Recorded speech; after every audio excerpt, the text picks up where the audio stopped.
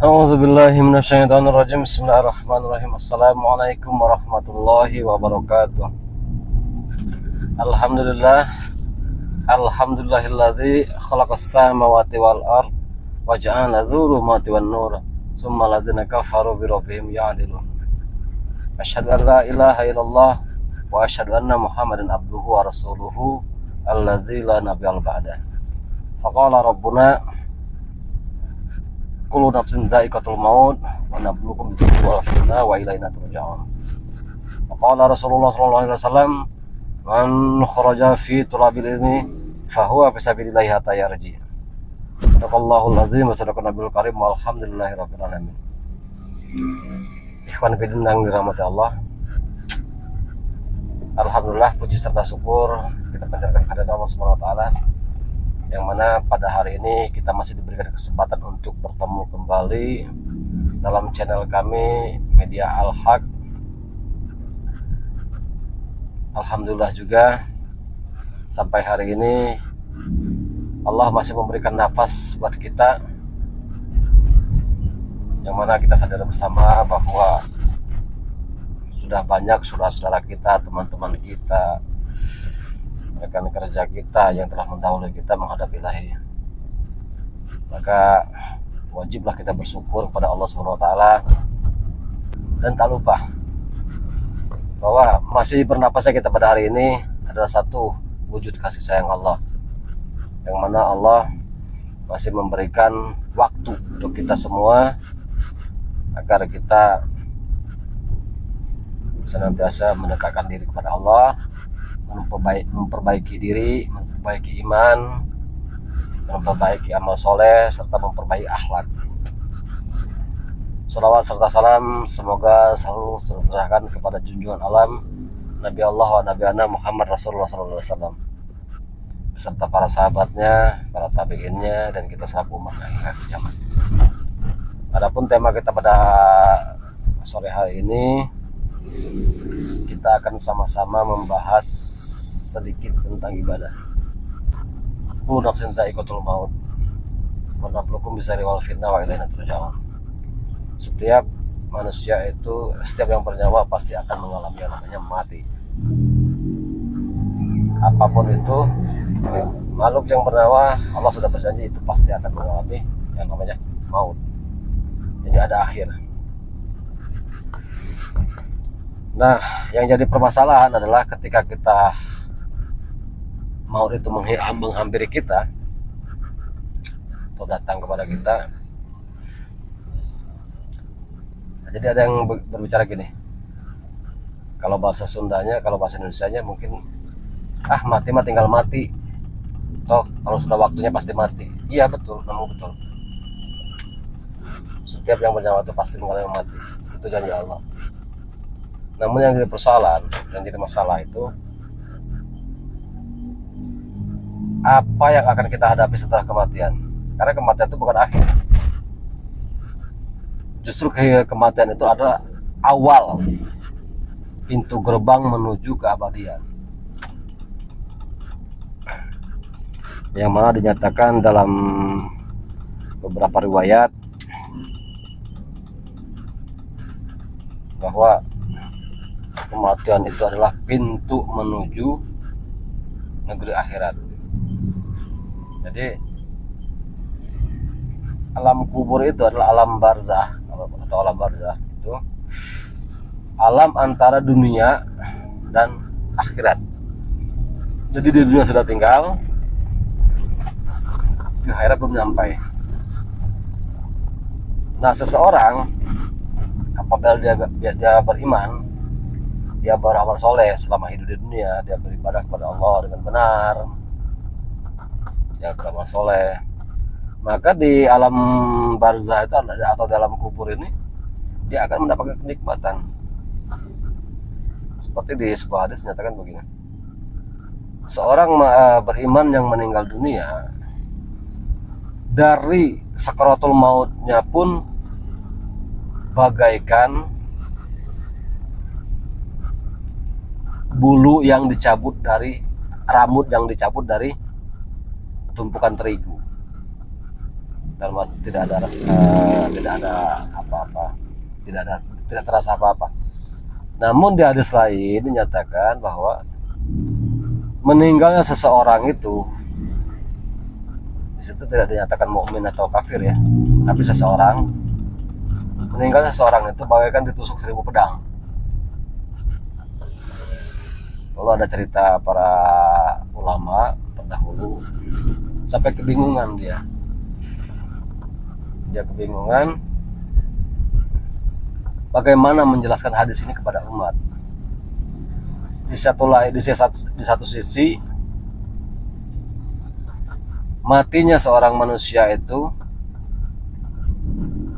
pedihnya sakaratul maut itu, di sini tidak dinyatakan muslim atau kafir ya, bagaikan ditusuk 1000 pedang. Namun di sisi lain, pedihnya sakaratul maut itu bagi mukmin adalah bagaikan rambut yang ditarik dari tumpukan terigu, tidak terasa apa-apa. Lalu bingung si ulama ini, bingung, ya Allah, dia minta petunjuk pada Allah.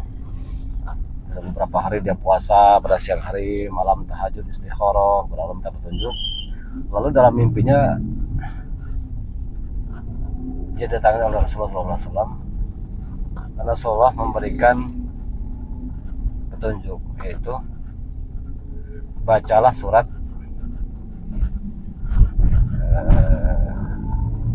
Yusuf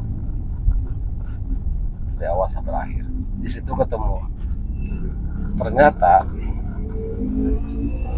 maksud dari dua hadis ini bukan berarti Rasulullah pelin-pelan dalam mengeluarkan sabda ya, dalam bersabda bukan.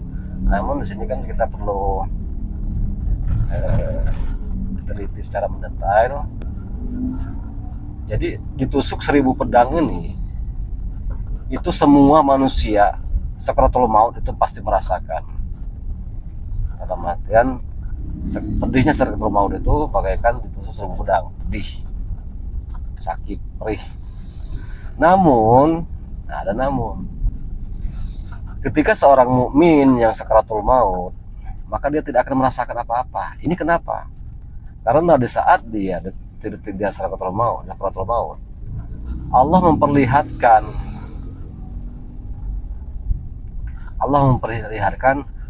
ini, kata Allah, yang akan kamu tuju karena amal solehmu. Dalam artian keindahan yang belum pernah si makhluk ini atau manusia ini lihat di dunia. Jadi Allah tampakkan surga, tampakkan malaikat-malaikat yang bersih, wangi, lemah lembut, sehingga dia lupa atau dia si rasa sakit itu hilang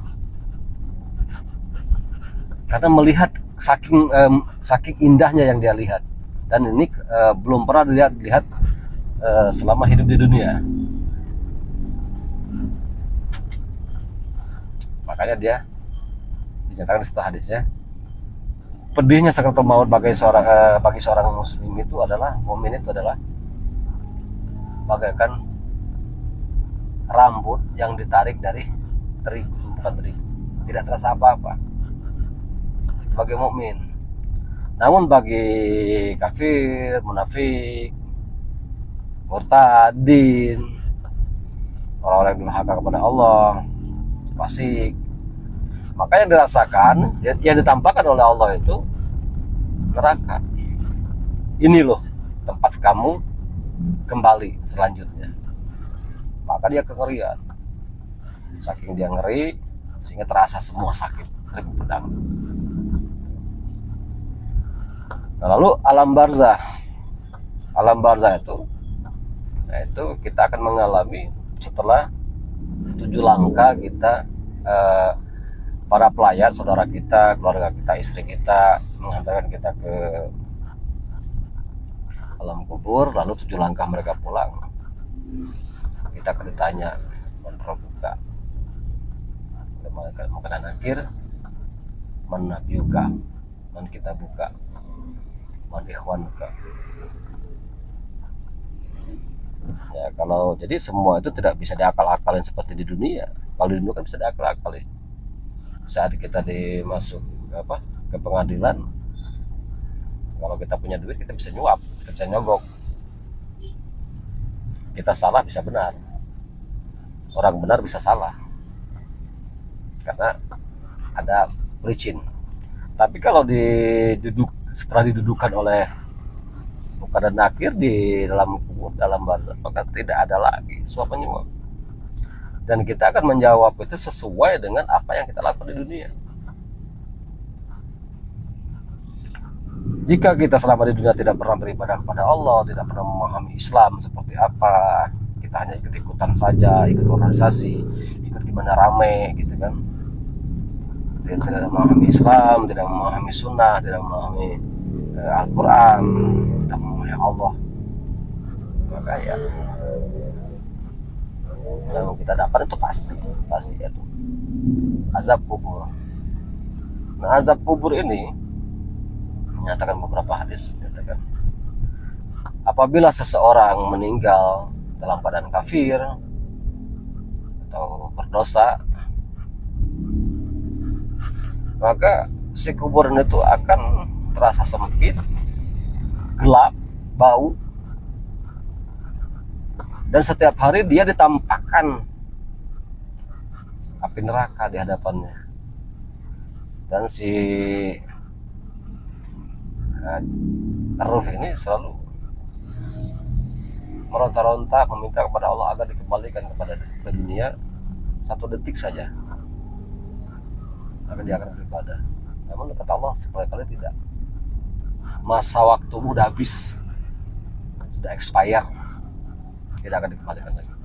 Namun bagi seseorang mukmin, orang yang beriman kepada Allah, baik itu dari golongan Yahudi, Nasrani, Muslim, Islam, karena beriman itu ada waktu zaman Nabi Musa, ada kaum mukmin, dia beriman kepada Nabi Musa, dia beriman kepada Allah, dan dia mengikuti Taurat. Ada, bukan Yahudi sekarang ya, Nasrani juga begitu. Ada beberapa pengikut yang beriman kepada Allah dan Rasul Isa, Nabi Isa, dan kepada kitab Injil yang benar. Lalu ada mukmin itu dari golongan Islam. Jadi orang beriman itu bukan hanya Islam saja, ada juga dulu orang-orang Yahudi dan orang Nasrani. Lalu yang dia rasakan apa oleh arwah? Yang dia rasakan adalah kuburan itu seluas pandangan dia, seterang cahaya yang dia inginkan, dan sewangi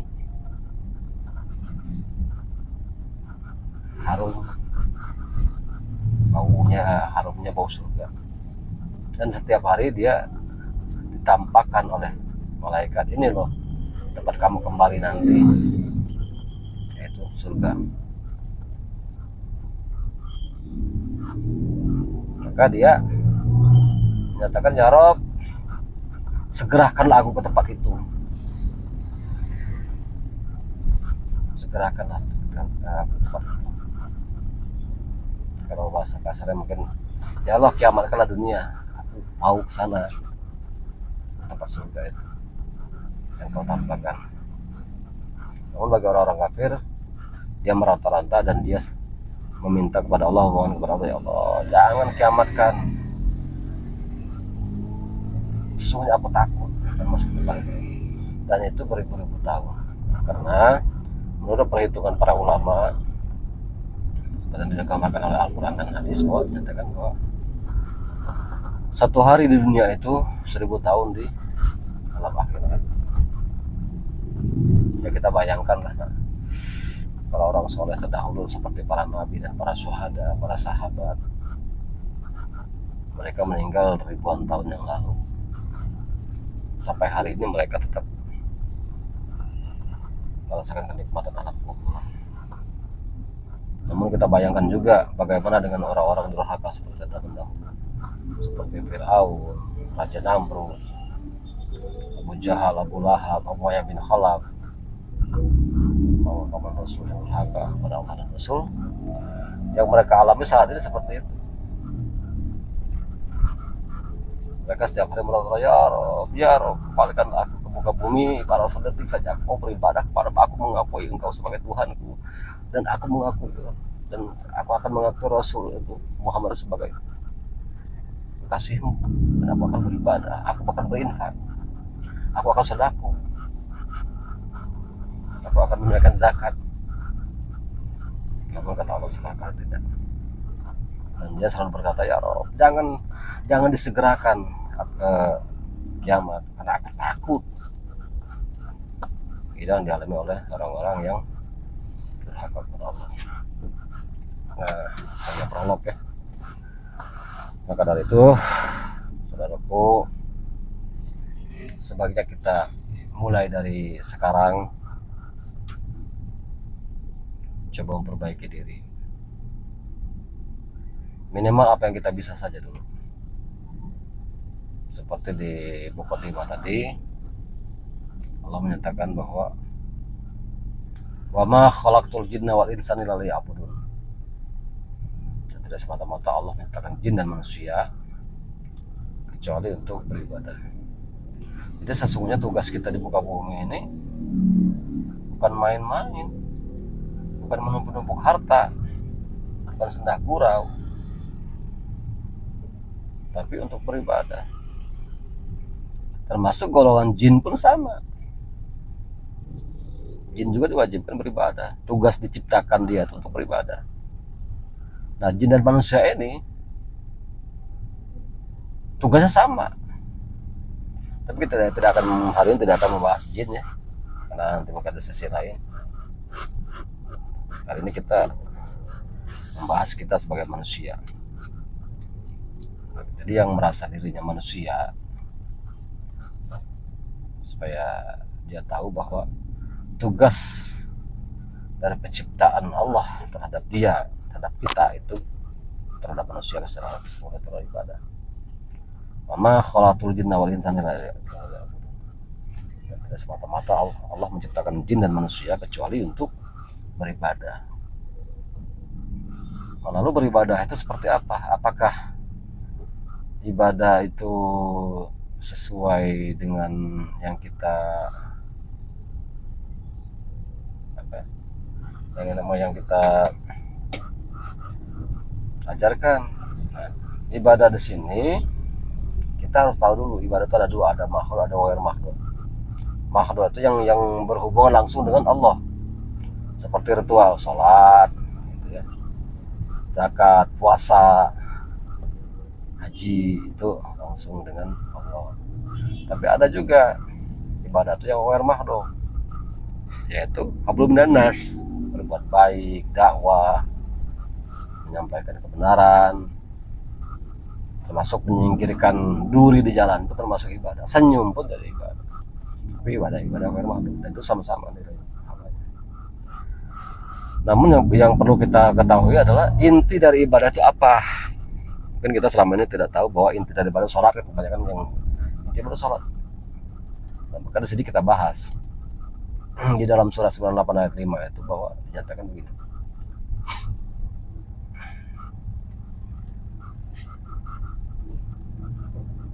Wa ma umiru illa liya'budullaha mukhlishina lahuddin hunafa wa yuqimus sholata wa yutuz zakat zalika dinul qayyimah. Padahal ya Allah tidak menyuruh manusia itu beribadah kecuali dengan memurnikan ketaatan kepadanya dalam menjalankan agama yang lurus. Jadi situ nyatakan manusia itu tidak disuruh beribadah kecuali beribadah itu murni ketaatan. Murni ketaatan kepada Allah saja.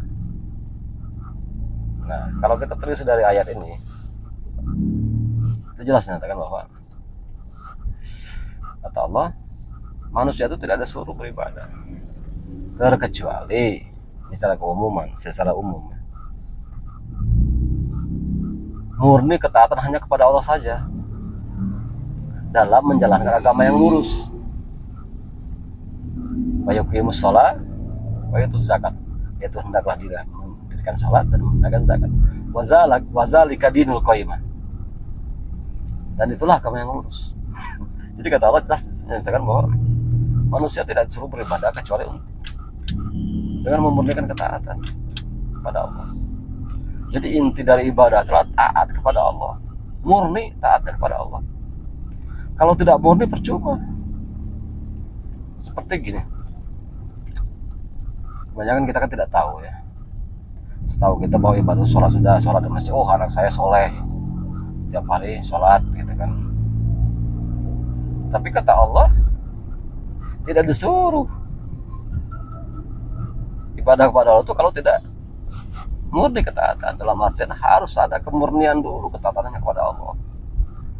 Jadi dia sadar, seperti di video sebelumnya kita membahas tentang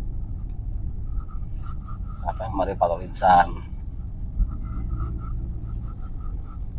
Kita sadar dulu siapa diri kita, dari apa kita diciptakan, siapa yang menciptakan, sehingga diri itu sadar, dan untuk apa kita diciptakan dan apa tugas dari penciptaan kita. Nah sekarang kita bahas tentang tugas dari penciptaan kita, yaitu jin dan manusia itu diciptakan hanya untuk beribadah. Nah dalam ibadah ini harus memurnikan ketaatan. Seperti begini, kalau ada yang membayangkan bahwa sholat ibadah itu hanya sholat gitu ya, karena kebanyakan yang tidak tahu bahwa ibadah itu sholat. Dalam artian seseorang, kalau kita mengambil di situ ya, seseorang manusia itu beribadah, ibadah adalah sholat. Lalu kita bayangkan, andai kata ada manusia yang tidak sholat, berarti manusia itu bermaksiat kepada Allah. Dia tidak sedang beribadah. Kalau begitu kita memahaminya, itu sangat sempit. Kenapa saya nyatakan bahwa ibadah itu adalah taat? Ada perintah suatu ketika dalam setiap bulan itu, perintah janganlah kalian melakukan sholat. Ada. Lalu kalau kita ambil bahwa ibadah itu adalah sholat, loh kok ini sholat nggak boleh gitu kan? Karena sholat itu wajib, karena sholat itu adalah ibadah. Tapi Allah memerintahkan ada. Hadis Rasulullah SAW menyatakan ada larangan waktu sholat, gitu kan? Larangan sholat bagi manusia, yaitu ketika manusia perempuan sedang haid, maka itu Allah melarang karena kotor. Ya, wanita yang sedang haid itu dilarang melakukan sholat. Bahkan istilah para ulama, mendekati masjid satu tidak boleh. Bahkan duduk di masjid, dalam masjid juga tidak boleh. Ada beberapa ulama yang menyatakan seperti itu.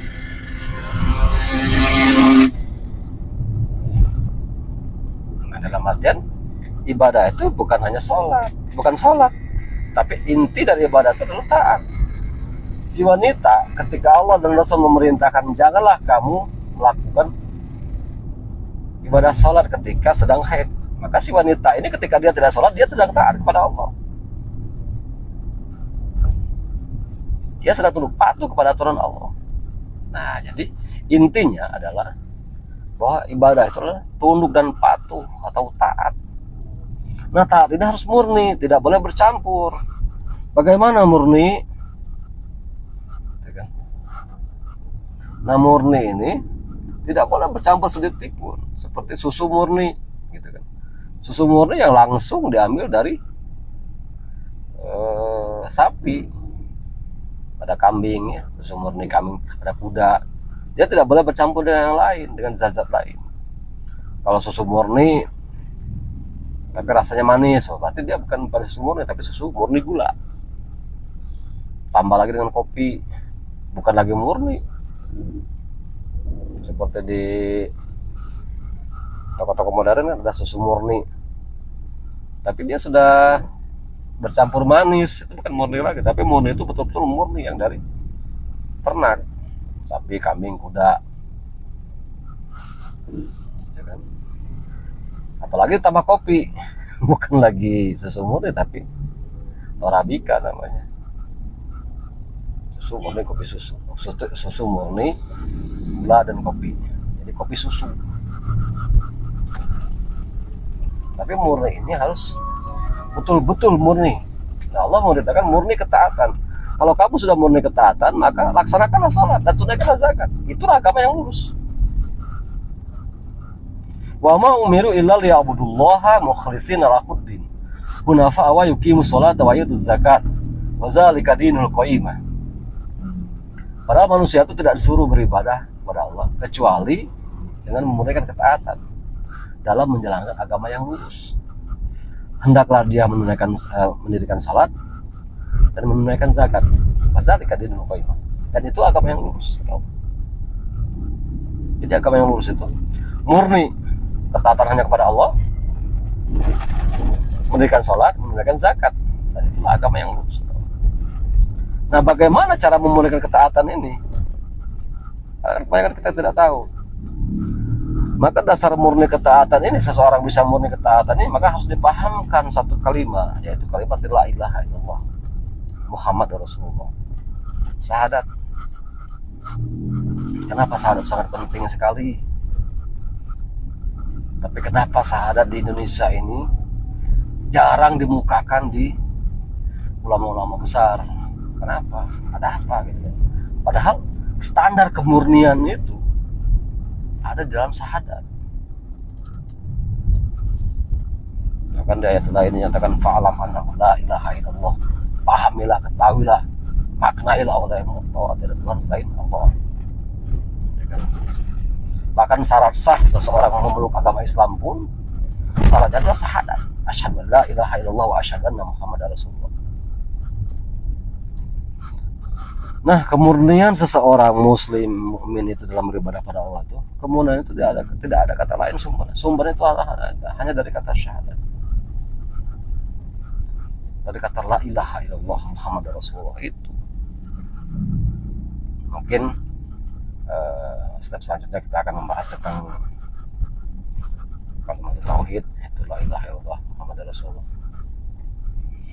Untuk kali ini saya cukup sampai sini dulu. Mohon maaf jika ada kesalahan. Wabillahi taufiq wal hidayah. Assalamualaikum warahmatullahi wabarakatuh.